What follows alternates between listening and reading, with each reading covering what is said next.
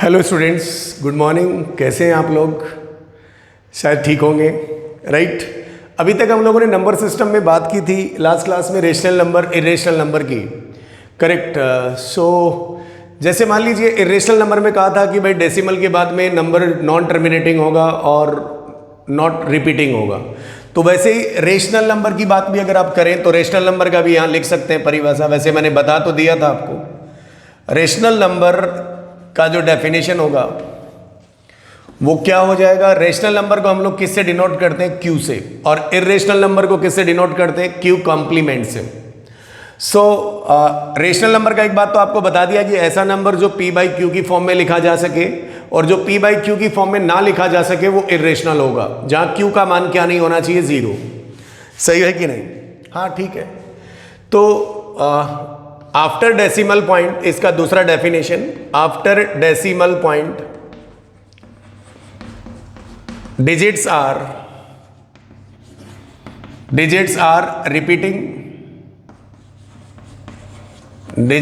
Repeating and क्या terminating भी होता है? यस, उसमें नॉन टर्मिनेटिंग नॉन रिपीटिंग होता है। सो इसमें टर्मिनेटिंग भी हो जाता है, करेक्ट। टर्मिनेट कर रहा है मतलब 3333 है, कोई 222 है, तो वो टर्मिनेटिंग भी बोल दें और नॉन टर्मिनेटिंग भी बोले तो उससे कोई फर्क नहीं पड़ने वाला है। तो मेरा कहने का मतलब ये है कि मैं कहूँ कि भाई after decimal point digits are repeating, digits repeat करनी चाहिए। और ठीक है। सो मेरे पास जैसे मान लीजिए मैं आपसे कहूँ एग्जाम्पल के तौर पे, एग्जाम्पल लिया भी था मैंने, कि मैं कहूँ कि भाई 0.3 पे बार, इसको ऐसा भी लिखते हैं लोग 0.3 पे डॉट, इसको ऐसा भी लिखते हैं क्या? बस, और क्या लिखते हैं? ऐसे लिखते हैं।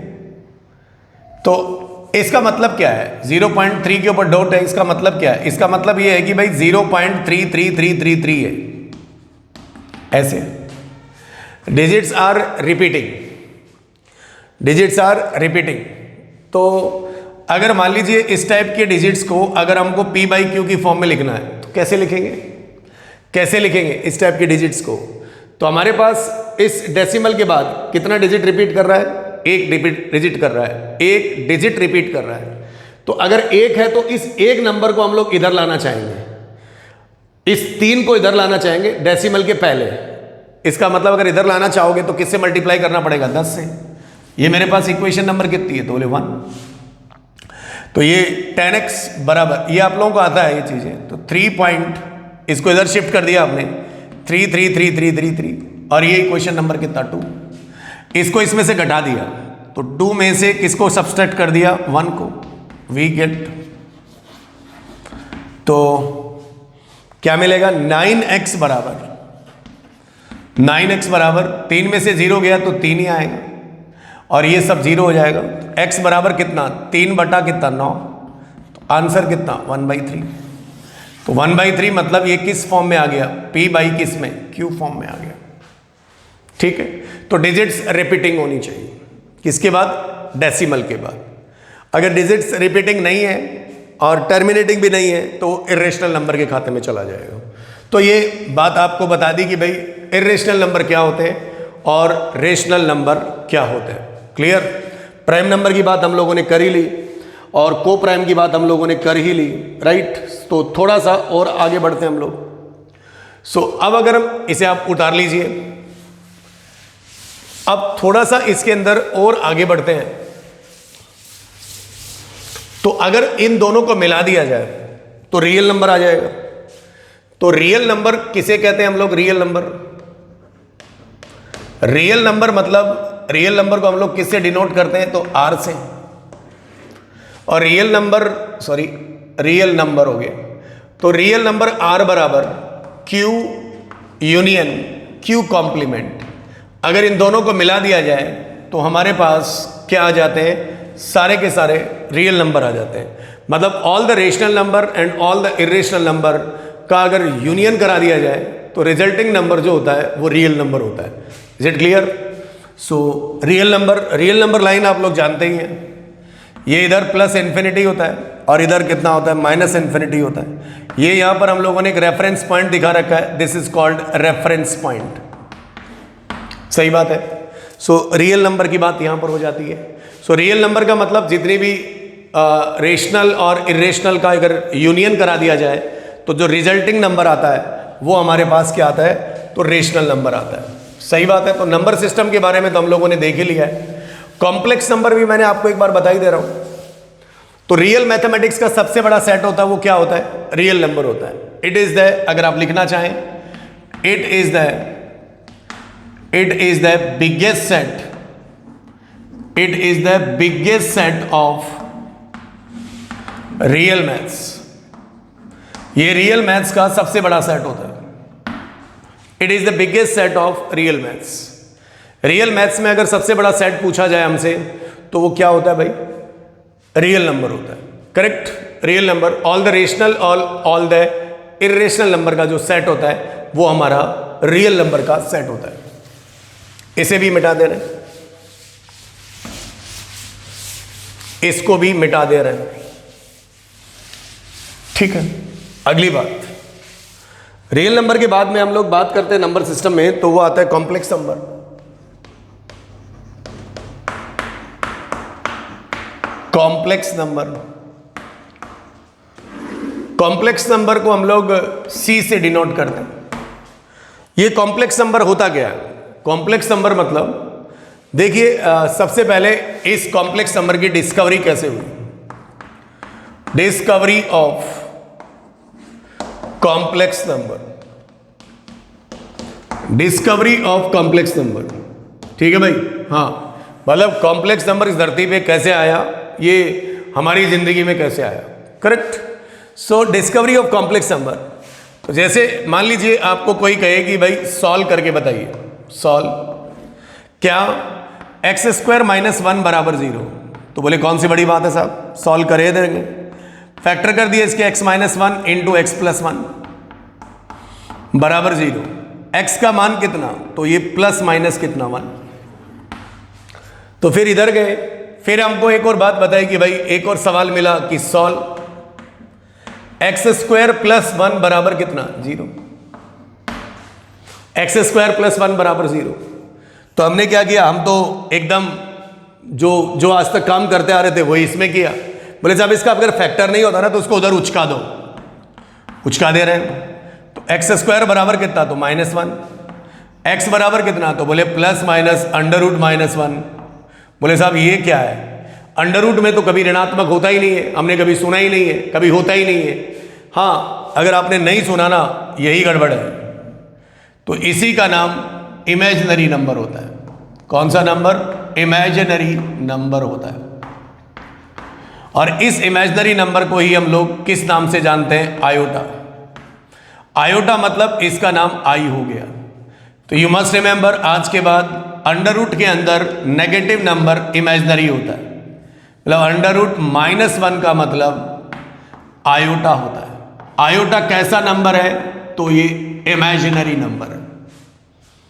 और यही इमेजिनरी हमको आइडिया दिया किसका, कॉम्प्लेक्स नंबर का। वो कैसे, तो वो भी देख लेते हैं। तो ये आयोटा इमेजिनरी होता है। आयोटा का पहला लेटर क्या ले लिया, आई ले लिया, तो दैट्स कॉल्ड आयोटा। आयोटा कैसी क्वांटिटी है, तो वो इमेजिनरी है। तो बोले कॉम्प्लेक्स नंबर क्या है, ये बताओ ना। आप आयोटा तो बता रहे हो, अच्छी बात है। तो डिस्कवरी बताई मैंने कॉम्प्लेक्स नंबर की। अब बताते हैं कि भाई कॉम्प्लेक्स नंबर होता क्या है। अब यहां पे आगे बात करते हैं कि भाई कॉम्प्लेक्स नंबर होता क्या है, सही है कि नहीं है। सो कॉम्प्लेक्स नंबर होता क्या है वो हमें देखना जरूरी है। देख लेंगे साहब, कैसे देखोगे, तो आ जाओ दिखाते हैं। कॉम्प्लेक्स नंबर को हमें अगर देखना है तो कॉम्प्लेक्स नंबर को हम लोग लिखते हैं C for complex number. C बराबर A प्लस आयोटा B, ये कोई कॉम्प्लेक्स नंबर है। C बराबर A प्लस आयोटा B, यहां पर मैं बगल में लिख देता हूं, जो I है वो अंडर रूट माइनस 1। अरे बाबा, ये आयोटा को मिला के, आयोटा यहां लिख के ही हम लोगों ने यहां कॉम्प्लेक्स नंबर बना लिया, जहां ये A और B खुद रियल नंबर है। A बिलोंग्स टू R और B बिलोंग्स टू R। तो इस C को हम लोग क्या कहेंगे, कॉम्प्लेक्स नंबर कहेंगे। क्या कहेंगे, कॉम्प्लेक्स नंबर कहेंगे। तो मतलब अगर कोई भी क्वांटिटी अगर इस फॉर्म में लिखी हुई है तो वो कॉम्प्लेक्स नंबर हुए। सही है। अच्छा, इसमें एक और बात, ये इसका रियल पार्ट है, तो किसका रियल पार्ट? सी का। तो मैंने लिखा real part of C is what? A. दूसरा, imaginary part, I M imaginary part of C. C का इमेजिनरी पार्ट, आयोटा खुद एक इमेजिनरी है, तो आयोटा नहीं लिखेंगे, इमेजिनरी पार्ट कौन है? तो B. So you must consider this is called complex number, correct. अगर मान लीजिए मैं एग्जाम्पल के तौर पे आपके ऐसे लिखूं, c बराबर 3 + 4 आयोटा, तो क्या ये कॉम्प्लेक्स नंबर है? हाँ है। जहां ये लिखना पड़ेगा कि ये i क्या है, कोई ABCD वाला i तो नहीं है, नहीं। जहां i √-1 है, तो ये बताइए 3 और 4 खुद रियल नंबर है? हाँ है। तो बताइए इसका रियल पार्ट कितना है? तो इसका रियल पार्ट कितना है भाई? तो बोले 3 है। इसका इमेजिनरी पार्ट कितना है? इसका इमेजिनरी पार्ट कितना है? तो वो बोले 4 है। सही बात है कि नहीं? अच्छा, तो इस चीज को नोट कर लीजिए, इस चीज को आप नोट कर लीजिए। थोड़ी सी और बात करते हैं हम आगे।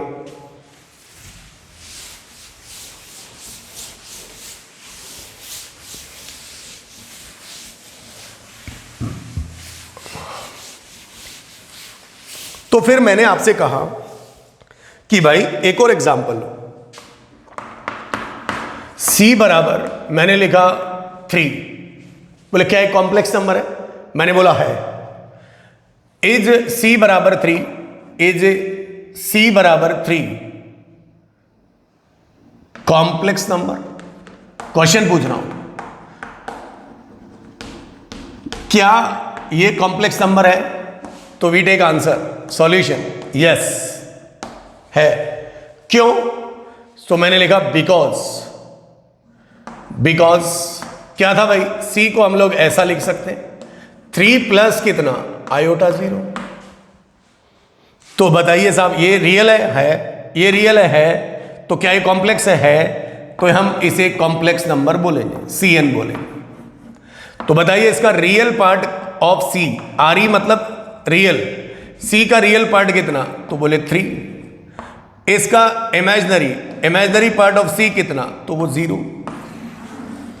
इसका मतलब ये हुआ कि ये तो रियल नंबर भी है और ये कॉम्प्लेक्स नंबर भी है। इसका मतलब हर रियल नंबर एक कॉम्प्लेक्स नंबर है, लेकिन हर कॉम्प्लेक्स नंबर एक रियल नंबर नहीं है। तो ये फंडा आ जाएगा। तो इस चीज को नोट कर लीजिए, इस चीज को क्या कर लीजिए? नोट कर लीजिए। Every real number is a complex number but converge is not true. मिटाया जाए, क्या कहा मैंने? Every real number is a complex number. So what is the logic and what is the not? every real number is a complex number but converge is not true। उल्टा सही नहीं है। इसीलिए कॉम्प्लेक्स नंबर सबसे बड़ा set है number system का। So that's why या फिर ऐसा लिख सकते हैं, that is complex number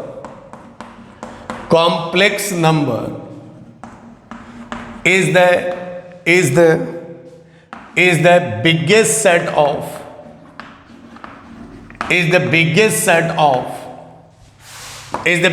set of maths का ये सबसे बड़ा सेट है। इससे बड़ा मैथ्स का कोई सेट नहीं है, क्योंकि हर रियल नंबर कॉम्प्लेक्स नंबर है।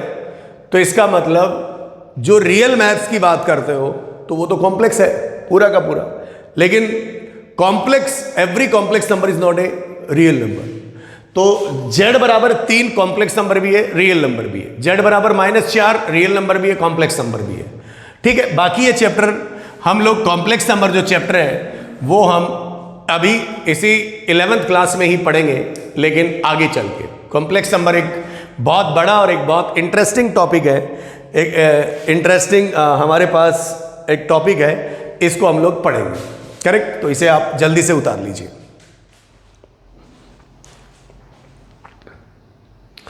इसे आप जल्दी से क्या कर लीजिए बच्चा लोग, उतार लीजिए। सो मिटाया जाए इसको।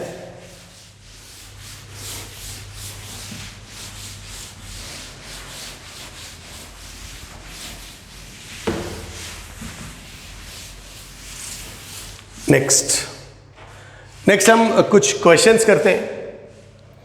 We take some questions on, जो भी बात करते हैं किसके ऊपर, रियल नंबर पे।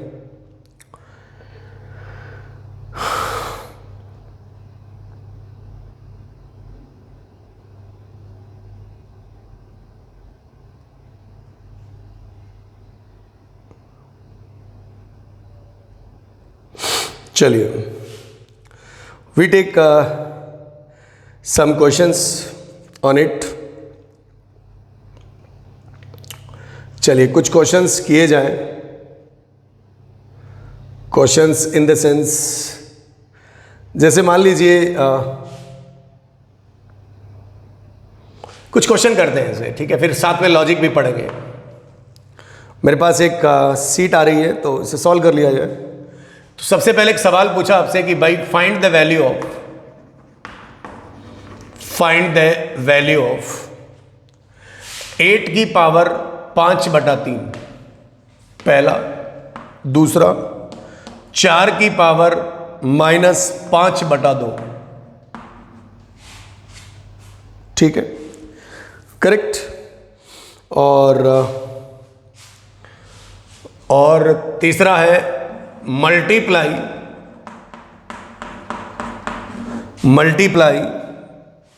ऑल √a की पावर 5, a की पावर 3/4,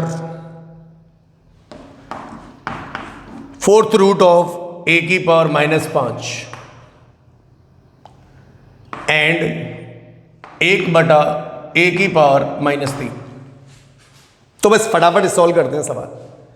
8 की पावर 5/3। देखिए मैं यहां पर आपको कुछ इंडाइसेस का भी कंसेप्ट बता देता हूं साथ साथ ही। वैसे तो आप लोग जानते हैं, मैंने पहले भी आपको ये बातें कुछ बताई हैं। इंडाइसेस के भी कॉन्सेप्ट मैं आपको बता देता हूं। जब भी ऐसी बातें हैं तो हम लोग क्या करेंगे भाई, इसका मतलब क्या है? इसका मतलब ऐसा लिख सकता हूं क्या मैं, 8 की पावर 1/3 की पावर कितना 5। हाँ लिख सकते हैं। लॉजिक, a की पावर 1/n की पावर m, तो m मल्टीप्लाई हो जाएगा, a की पावर m बटा कितना n हो जाएगा। a की पावर कितना हो जाएगा, m बटा कितना हो जाएगा, n हो जाएगा। क्या ये मेरी बात समझ में आ रही है आपको? हाँ तो हो जाएगा। तो 8 का क्यूब रूट कितना, तो 2 की पावर 5 कितना, तो बोले 32। आंसर सही है कि नहीं? अच्छा जी, ये क्या है, बोले 4 की पावर -5/2 है। इसे कैसे करोगे, तो साहब ऐसे लिखो ना, 4 की पावर 1/2, ऊपर में पावर कितनी, तो -5। 4 की पावर 1/2 का मतलब कितना, तो 2, और 2 की पावर -5 का मतलब पावर जब ऊपर चली गई तो 1/2 की पावर 5, 1 बटा कितना, तो 32। तो दूसरा लॉजिक, अगर मैं ऐसा लिखूं, ऐसा x की पावर m बराबर x की पावर m, या फिर x की पावर m की बजाय x की पावर -m बराबर 1/x की पावर m, ऐसा भी लिख सकता हूं। उल्टा कर दूंगा, पलटी मार दूंगा, 1/32। थर्ड क्वेश्चन को अगर हम सॉल्व करेंगे तो what is the resulting answer, e बराबर क्या मिलेगा, सबको मल्टीप्लाई कर रहे हैं। तो यहां पर भी हम लोग एक बात देख लेते हैं कि व्हाट इज द फंडा हियर। एक और बात बता दूं मैं आपको, अगर ऐसे लिखा हुआ है nx, मतलब इसका x का nth रूट है, मतलब x के ऊपर पावर, ये इसके अंदर घुसा रहना चाहिए, नहीं तो ये मल्टीप्लाई माना जाएगा। तो x की पावर 1 बटा कितना है, n है। x की पावर कितना, 1/n है। तो सिंप्लीफाई कर लेते हैं, मल्टीप्लाई करेंगे तो इधर सबको गुणा में लिख देते हैं। पहले a की पावर कितना, 5 इंटू a की पावर 3/4 इंटू ये फोर्थ रूट है, तो क्या लिखेंगे, a की पावर -5 की पावर 1/4, ये ऊपर जाएगा, a की पावर कितना, 3। थोड़ा सा इसे सिंप्लीफाई कर लेते हैं। तो ये क्या बनेगा, 1/2 पावर है तो a की पावर कितना 5/2, a की पावर कितना तो 3/4, a की पावर कितना तो माइनस का 5/4, a की पावर कितना तो 3। एक और बात, अगर क्वांटिटीज का बेस समान है तो इनकी घातें जुड़ जाएंगी। a की पावर m, a की पावर n बराबर a की पावर m प्लस n। ठीक है, मैं अलग से टॉपिक नहीं ले रहा हूं, इंडाइसेस और सर्ट्स इसी में बता दूंगा। सबका बेस समान, घातें जोड़ दीजिए, a की power 5/2 plus 3/4 minus 5/4 plus 3। Simplify करके आंसर लिख दीजिए, ये जो भी होगा आपका आंसर आ जाएगा। तो ठीक है, ये मेरा क्या आ जाएगा आंसर, इसे भी उतार लीजिए। क्लियर? सो इसका आंसर क्या आ रहा है सिंप्लीफाई करने पे, तो वो आंसर भी हम लोग देख लेते हैं। वो आंसर क्या आ रहा है भाई, मल्टीप्लाई आपसे करवाया, a की पावर 5 आंसर आएगा, a की पावर कितना आएगा 5। Is it clear? बाकी हम नेक्स्ट स्लाइड में करते हैं, नेक्स्ट लेक्चर में करते हैं। Is it clear? Thank you for watching my video. अब अगली क्लास में हम लोग अगले वीडियो में हम लोग क्या लेंगे, रिमाइंडर्स थ्योरम, फैक्टर्स थ्योरम और कुछ इंपॉर्टेंट फॉर्मूलेज। क्लियर?